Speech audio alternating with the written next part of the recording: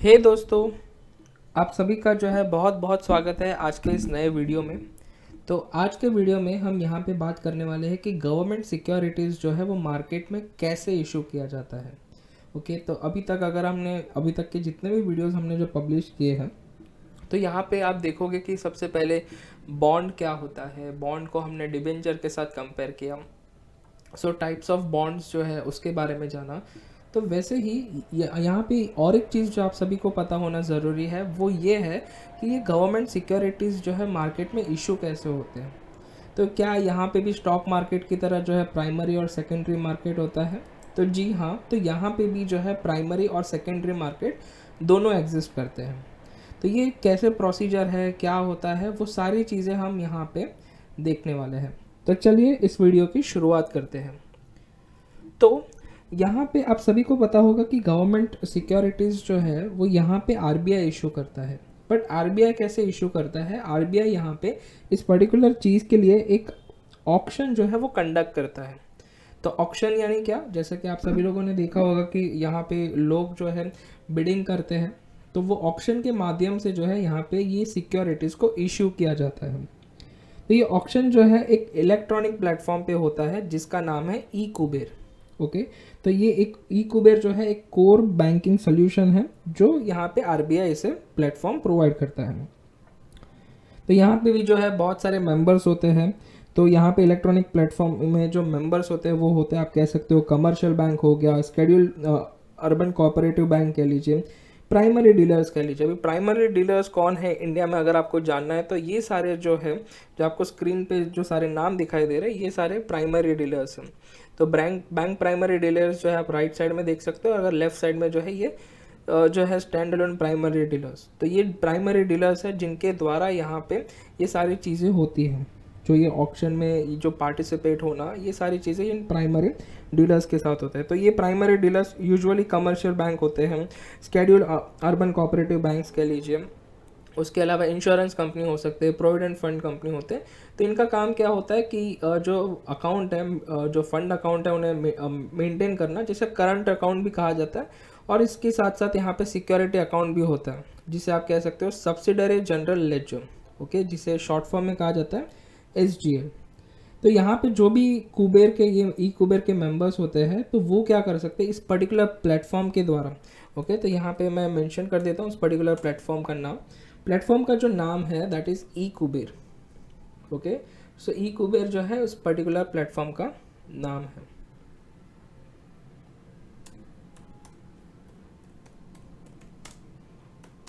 Okay, ये जो platform है ये आप कह सकते हो कोर जो है कोर बैंकिंग सोल्यूशन प्रोवाइड करता है।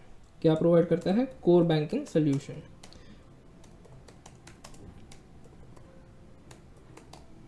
ओके, अभी जो मेंबर है, प्राइमरी मेंबर्स आप जिसे कह सकते हो, जो प्राइमरी डीलर्स हमने देखा, अगर उनको कुछ भी होता है बस ये पर्टिकुलर प्लेटफॉर्म का इस्तेमाल करो और उनका काम हो जाएगा। और यहाँ पे इसका जो रिजल्ट पब्लिश होता है ये पर्टिकुलर ऑक्शन का, वो आरबीआई जो है एक स्टिपुलेटेड टाइम के लिए जो है यहाँ पे पब्लिश करते हैं। अगर हम यहाँ पे बात करते हैं टी बिल्स की, जैसे कि हम इसे कह सकते हो ट्रेजरी बिल्स, ये यूजुअली होता है 130 के अराउंड। 130 जो है यहाँ पे इसके दौरान यहाँ पे इसका जो है वो ऑक्शन का रिजल्ट आता है। और अगर मैं गवर्नमेंट ऑफ इंडिया के जो डेटेड सिक्योरिटीज़ हैं तो उसका होता है 2 बजे के आसपास। और अगर कुछ भी डिले होता है तो वो हर एक हाफ एन आवर के अंदर जो है यहाँ पे अपडेट होता है। तो ये इन लोगों की बात हो गई जो ऑलरेडी मेंबर्स है। बट अगर कोई मेंबर नहीं है तो उनके लिए क्या?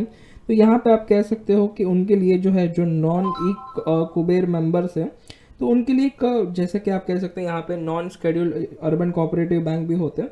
तो वो अगर उनको पार्टिसिपेट करना है तो प्राइमरी शेड्यूल, अगर उनको प्राइमरी मार्केट में जो है पार्टिसिपेट करना है तो जो शेड्यूल कमर्शियल बैंक है या पीडीज है, पीडीज मतलब क्या? प्राइमरी मेंबर्स, जो मैंने अभी आपको दिखाया, तो वो जो है यहाँ पे इनके द्वारा, मतलब नॉन शेड्यूल जो अर्बन कोऑपरेटिव बैंक है, वो कमर्शियल बैंक जिसके पास मेंबरशिप है, उनके थ्रू जो है वो यहाँ पे कर सकते हैं। बस उनको क्या करना पड़ता है, यहाँ पे एक अकाउंट खुलवाना पड़ता है कमर्शियल बैंक के साथ या फिर प्राइमरी मेंबर्स के साथ, जिसे हम जिल्ट अकाउंट कहते हैं। ओके, जिसे हम क्या कहते हैं? जिल्ट अकाउंट।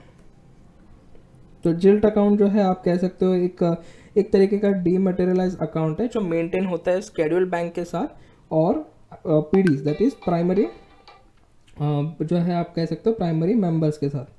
तो आप कह सकते हो कि ये जो प्रोप्राइटरी ट्रांजैक्शन होता है गवर्नमेंट का, तो वो अंडरटेक किया जाता है प्राइमरी मेंबर्स के साथ। जो सेटलमेंट होता है वो होता है सब्सिडरी जनरल लेजर के साथ, और इसे मेंटेन किया जाता है with RBI and PDO. Okay, और पीडीओ क्या होता है, यहाँ पे हमने एक कॉन्सेप्ट देखा था दैट इज पीडीओ, जिसे हम कहते हैं पब्लिक डेवलपमेंट ऑफिस।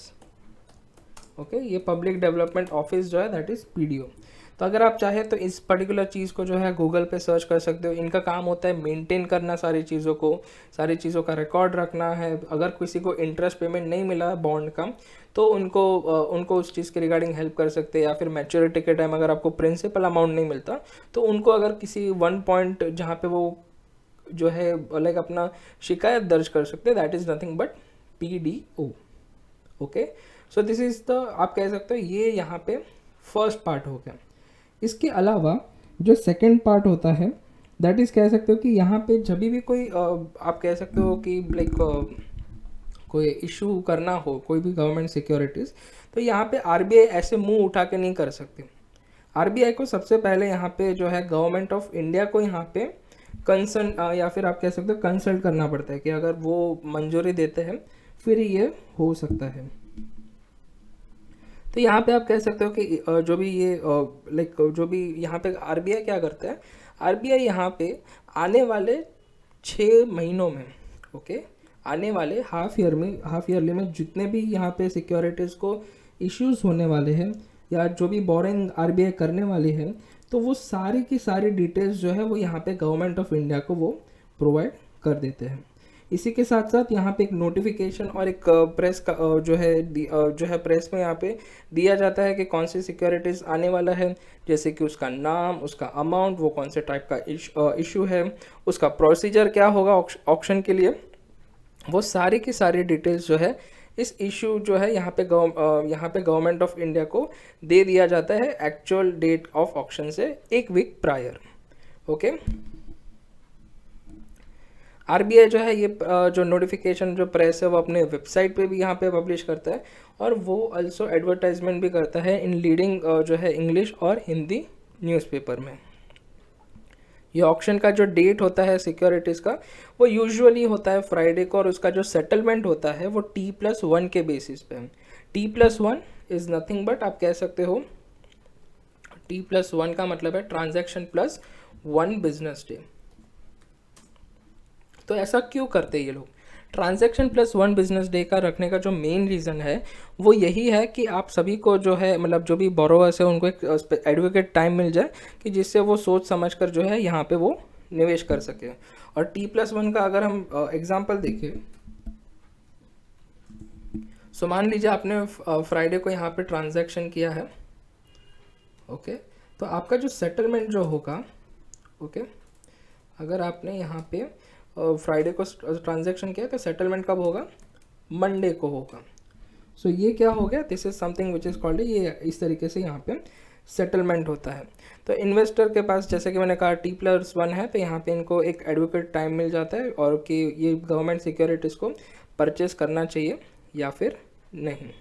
ओके, इसके बाद जो नेक्स्ट चीज़ यहाँ पे आती है कि यहाँ पे आप कह सकते हो, और एक चीज़ जो इम्पोर्टेंट है कि यहाँ पे जो भी गवर्नमेंट के आउटस्टैंडिंग सिक्योरिटीज़ है जो गवर्नमेंट ने जैसे कि मैंने आपको कहा था इसके पहले कि जो बॉन्ड होते हैं वो आने वाले 5 साल से लेकर 40 ईयर्स के जो है गवर्नमेंट यहाँ पे इशू करके रखती है। तो यहाँ पे मैं आप सभी के साथ उसकी जो वो कैसे यहाँ पे शेयर होते हैं उसका मैं यहाँ पे आप सभी के साथ शेयर कर देता हूँ। तो यहाँ पे आप ये पर्टिकुलर वेबसाइट की लिंक जो है सॉरी, इस पर्टिकुलर वेबसाइट की जो लिंक है मैं आप सभी के साथ डिस्क्रिप्शन में शेयर कर दूंगा, और वहाँ पे आप यहाँ पे आइए और यहाँ पे आप एक ऑप्शन है कि गवर्नमेंट आउटस्टैंडिंग सिक्योरिटीज़। तो अगर आप इस पर क्लिक करेंगे आउटस्टैंडिंग गवर्नमेंट सिक्योरिटीज़ पे, तो गवर्नमेंट ने जितने भी किए हैं वो सारे के सारे सिक्योरिटीज़ का आपको पूरा हिसाब मिल जाएगा यहाँ पे। ओके, तो यहाँ पे आप देख सकते हो list of government of India securities outstanding December 6, 2021। मतलब मैंने ये वीडियो 8 तारीख को शूट कर रहा हूँ, ये 6 दिसंबर का डेटा है। ओके, तो यहाँ पे आपके पास 2021-22 से लेके टिल द ईयर ऑफ 2061-62 तक का है। ओके, मतलब ये 40 साल का डेटा हुआ आपके पास। और यहाँ पे कितना इशू किया, अप्रॉक्सीमेटली 78,74,447.638 करोड़ के। ओके, तो ये जो है यहाँ पे ये यहाँ पे एक्सक्लूड किया गया है स्पेशल सिक्योरिटीज़ को, जिसके जैसे कि हमने आई गेस परसों के वीडियो या फिर आप कह सकते हो लास्ट वीडियो में हमने बात की थी। Okay, so that is the next thing. अभी इसके बाद यहाँ पे और एक चीज़ जो आप सभी को पता होना चाहिए कि यहाँ पे ट्रेजरी बिल्स जो भी है उसमें भी जो है यहाँ पे ये हो गया आप कह सकते हैं। इसके अलावा जो ट्रेजरी बिल्स भी जो है उस पर भी यहाँ पे गवर्नमेंट जो है बहुत सारे इसके भी अपने जो है रूल्स एंड रेगुलेशंस हैं। सो रिजर्व बैंक ऑफ इंडिया जो है यहाँ पे एक ऑक्शन रखता है यूजुअली वेडनेसडे के दिन, कि जहाँ पे वो अगर ट्रेजरी बिल इशू करता है तो कभी होता ही है। अगर हम ट्रेजरी बिल की बात करें, सो ट्रेजरी बिल का जो ये सारी जो ऑक्शंस और ये डिटेल्स जो होती है वो होती है वेडनेसडे को। ओके, वो कब होती है, वेडनेसडे को। और वेडनेसडे को अप्रॉक्सीमेटली ये जो ट्रेजरी बिल्स होते हैं इसके 3 टेनोर से, मैंने जैसे कि आपको इसके पहले भी बताया कि इसकी जो 3 टेनोर है या तो वो 91 डेज के होते हैं, या तो आप कह सकते हो ये होते हैं 184 डेज के, या तो फिर ये होता है 364 डेज की। Okay, sorry, this is 182 days और ये होता है 364 डेज का। ओके, तो ये जो 3 है इसके टेनोर से अगर मैं ये जो ट्रेजरी बिल्स की बात करूँ तो, और इसका जो सेटलमेंट होता है ट्रेजरी बिल्स का वो भी होता है ट्रांजैक्शन प्लस 1 बिजनेस डे का। ओके, इसका अगर हम बात करें इसकी जो क्लियरिंग होगा that is on the basis of transaction plus 1 business day. तो यहाँ पे जो है यहाँ पे जो भी रिजर्व बैंक ऑफ इंडिया जितने भी ट्रेजरी बिल इशू करने वाले हैं अपकमिंग क्वार्टर के, वो सारा उसी के लास्ट वीक के यहाँ पे वो अपडेट कर देते हैं।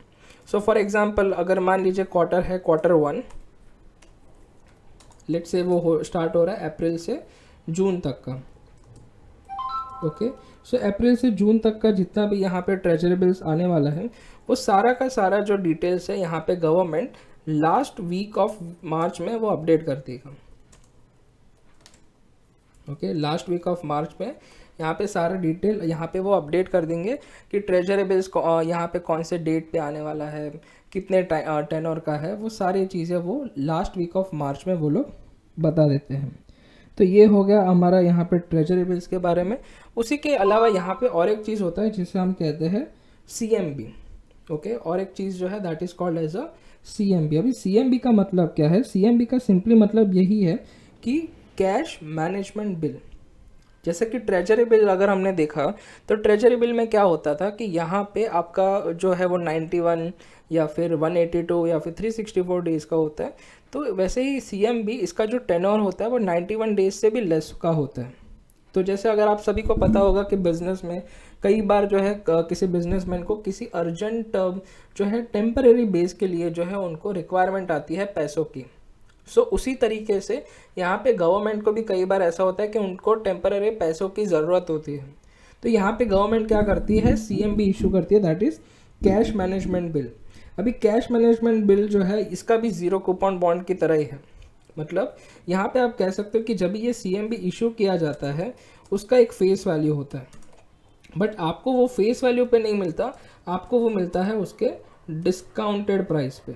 आपको किस पे मिलता है, आपको उसके डिस्काउंटेड प्राइस पे मिलता है। और डिस्काउंटेड प्राइस से जो है वहाँ पे आपको मिलेगा, फॉर एग्जांपल फेस वैल्यू जो है दैट इज़ 1000 रुपीज़ और आपको लेट से वो मिल रहा है यहाँ पे डिस्काउंटेड प्राइस पे लेट से 900 रुपीज़ पे। तो 900 रुपीज़ पे आपको मिलेगा और मैच्योरिटी के टाइम लाइक उसका जो मैच्योरिटी है वो 91 डेज़ के पहले ही होगा, तो उस टाइम पे वो आपको 1000। तो उस तरीके से आपका यहाँ पे इंटरेस्ट कैलकुलेशन होगा। तो यहाँ पे जो है ये जो जैसा कि मैं आपको कहना चाहूँगा कि ये जो कैश मैनेजमेंट जो बिल है ये ज़्यादा करके टेम्परेरी कैश रिक्वायरमेंट होती है गवर्नमेंट ऑफ इंडिया को, इसीलिए इसका इस्तेमाल किया जाता है और ये लेस देन 91 डेज़ का होता है।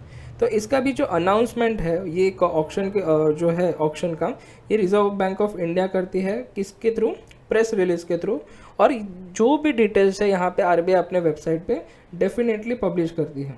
तो यहाँ पे नॉन कॉम्पिटिटिव स्कीम के द्वारा होता है। नॉन कॉम्पिटिटिव बिडिंग क्या है वो हम इसके अपने हमारे नेक्स्ट वीडियो में देखेंगे, और उसी के द्वारा जो है ये यहाँ पे किया जाता है, और ये इसके एक्सटेंड नहीं होता। नॉन बिडिंग कॉम्पिटिशन जो बिडिंग स्कीम है उसे वो अपने सीएमबी को यहाँ पे एक्सटेंड नहीं करता है।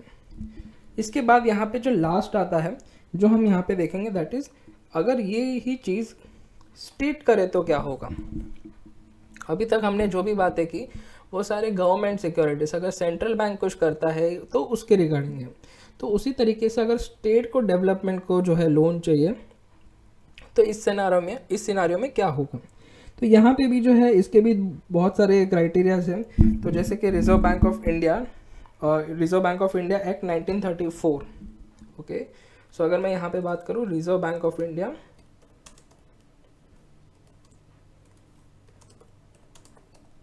इसका अपना खुद का एक एक्ट है 1934, ओके। तो इस एक्ट के तहत, अगर इस एक्ट के तहत यहाँ पे आरबीआई स्टेट गवर्नमेंट के अंडरटेक में जो भी यहाँ पे पब्लिक डेट इशू होने वाला है वहाँ पे वो इंटरेक्शन या फिर आप कह सकते हैं इंटरफेयर कर सकते हैं। तो आरबीआई यहाँ पे जो है कह सकते हो 29 स्टेट गवर्नमेंट और यूनियन टेरिटरी में अगर कुछ भी पब्लिक डेट होता है तो वहाँ पे उसका अग्रीमेंट या फिर उसका एंटर होना तय है। अगर under the article 293 subsection 3 under the constitution of India, अगर कोई यूनियन टेरिटरी है तो वहाँ पे सेक्शन 48A लग जाएगा। तो यहाँ पे क्या होता है कि स्टेट गवर्नमेंट के पास यहाँ पे परमिशन, हाँ और एक चीज़ यहाँ पे ये कहना चाहूँगा कि अगर स्टेट गवर्नमेंट को कुछ लोन लेना है, ओके, अगर बात आता है यहाँ पे स्टेट गवर्नमेंट का कि स्टेट गवर्नमेंट को अगर लोन लेना है सेंट्रल गवर्नमेंट के पास, और यहाँ पे स्टेट गवर्नमेंट ने जो है ऑलरेडी लोन लिया हुआ है और उनको और लोन चाहिए, तो उसके पहले जो है यहाँ पे स्टेट गवर्नमेंट को सेंट्रल गवर्नमेंट के पास से परमिशन लेनी पड़ती है। इसी के साथ साथ यहाँ पे आप कह सकते हो मार्केट में जो भी बोरिंग होने वाला है ये स्टेट गवर्नमेंट का, वो सारा का सारा आरबीआई के बिहाफ में होता है। बट ऐसे ही जो स्टेट गवर्नमेंट को पैसे नहीं मिल जाते। स्टेट गवर्नमेंट को पहला जो भी उनको खर्चे हैं या जो भी उनको करना है वो उनको बताना पड़ेगा वहाँ के जो स्टेट के जो मिनिस्ट्री ऑफ फाइनेंस है उनको। फिर मिनिस्ट्री ऑफ फाइनेंस जो है वो तब अप्रूव करेगा, वो पहले डिस्कस करेगा प्लानिंग कमीशन के साथ, ओके। तो इसका चेंज समझिए कैसा है। तो यहाँ पे स्टेट डेवलपमेंट जो है या जो स्टेट गवर्नमेंट जो है यहाँ पे कहेगा कि मुझे पैसे चाहिए, पैसे मिलेंगे नहीं, ऐसे नहीं मिलेंगे, वो मिनिस्ट्री ऑफ फाइनेंस के पास जाएगा, ओके। मिनिस्ट्री ऑफ फाइनेंस के पास अप्रूवल के लिए जाएगा। फिर मिनिस्ट्री ऑफ फाइनेंस जो है वो जाएगा प्लानिंग कमीशन के पास।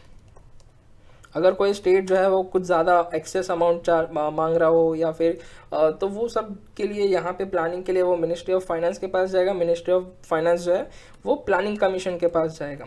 तो अभी ये प्लानिंग कमीशन जो है फिर इसे देखेंगे कि हाँ ये बराबर है, सारी चीज़ें बराबर चल रही हैं। फिर वो क्या करेंगे, वो फाइनेंस मिनिस्ट्री को बताएंगे, ministry of finance state government को बताएंगे, और फिर स्टेट गवर्नमेंट जो है यहाँ पे आप कह सकते हो कि आरबीआई के द्वारा, मतलब आरबीआई जो है स्टेट गवर्नमेंट के बिहाफ में यहाँ पे वो सिक्योरिटी इश्यू करेगा। तो आरबीआई किसके बिहाफ में करता है, यहाँ पे स्टेट गवर्नमेंट के बिहाफ में, ओके। तो यहाँ पे और जितने भी स्टेट गवर्नमेंट्स है वो यहाँ पे जनरल नोटिफिकेशन यहाँ पे पब्लिश करते हैं कि जहाँ पे सारे टर्म्स एंड कंडीशंस जो है यहाँ पे इश्यूज़ के रिगार्डिंग वो मेंशन किए जाते हैं। इसी के अलावा यहाँ पे जो है कोई भी ऑक्शन हो उसके पहले यहाँ पे स्टेट गवर्नमेंट अपना जो भी नोटिफिकेशन है, जो सिक्योरिटीज़ की डिटेल्स है या जो भी उसके टर्म्स एंड कंडीशंस है, वो सारी चीज़ें वो पर्टिकुलर ऑप्शन से पहले वो बताते हैं, जहाँ पे ये एक और उसी के साथ साथ यहाँ पे आरबीआई जो है एक प्रेस रिलीज़ करता है, और यहाँ पे आप कह सकते हो वो एडवर्टीजमेंट भी करता है इंग्लिश लैंग्वेज में और वर्नाक्युलर न्यूज़पेपर में of this respective state, okay. तो अगर मैं यहाँ पे बात करता हूँ स्टेट डेवलपमेंट लोन, तो ये ऑक्शन जो है वो जनरली ट्यूसडे को रखा जाता है एवरी वीक पे। और अगर हम सेंट्रल गवर्नमेंट सिक्योरिटीज़ की बात करें तो ये हमेशा रखा जाता है ई-कुबेर के प्लेटफॉर्म पे, कि जहाँ पे 10% नोटिफाइड अमाउंट रिजर्व करके रखा जाता है for retail investor under the non competitive bidding, okay. So non competitive bidding क्या है वो हम हमारे नेक्स्ट वीडियो में समझेंगे, बट आई होप आपको यहाँ तक समझा होगा। ओके, तो यहाँ पे हमने सबसे पहले क्या देखा कि ऑक्शन के बारे में देखा कि ये जो भी होता है ई कुबेर प्लेटफॉर्म पे होता है, जो एक कोर बैंकिंग सोल्यूशन आरबीआई के द्वारा ये प्लेटफॉर्म पे यहाँ पे इस्तेमाल होता है। यहाँ पे मेंबर्स होते हैं, प्राइमरी मेंबर्स होते हैं। जो मेंबर्स नहीं है उनको शेड्यूल बैंक जो प्राइमरी मेंबर्स है या कमर्शियल बैंक या पीडीज के साथ अकाउंट खोलना ओपन करना पड़ता है, जिन्हें हम जिल्ट अकाउंट कहते हैं। इसके बाद अगर आरबीआई को कोई भी इश्यू करना है उसको कंसल्ट करना पड़ता है गवर्नमेंट ऑफ इंडिया के द्वारा कि उसका सिक्योरिटीज़ में क्या है, उसका टेनोर कितना है, ये सारी चीज़ें। ट्रेजरी बिल के रिगार्डिंग चीज़ें अलग होती है, कैश मैनेजमेंट बिल के तहत चीज़ें अलग होती है, और स्टेट डेवलपमेंट का भी अपने ओन तरीके हैं। तो अगर स्टेट डेवलपमेंट को भी या स्टेट गवर्नमेंट को भी कुछ भी चाहिए रहता है, उनको आरबीआई के अलावा ministry of finance, planning commission, ये सारे साइकिल्स आते हैं, और उसके बाद ही जो है यहाँ पे एक पर्टिकुलर लोन जो है वो आपका, या जो लोन या फिर न्यू सिक्योरिटीज़ कह लीजिए, वो उसके बाद ही यहाँ पे इश्यू होते हैं। ओके, सो आई होप आप सभी को यहाँ पे ये वीडियो समझ में आया होगा। अगर आपको कुछ भी डाउट है, आप आपके डाउट्स जो है चैट बॉक्स में मेंशन कर सकते हो, और वीडियो को देखने के लिए आपका बहुत बहुत धन्यवाद। तो हम मिलते हैं अपने नए वीडियो में। Okay, so bye everyone and thanks for watching this particular video.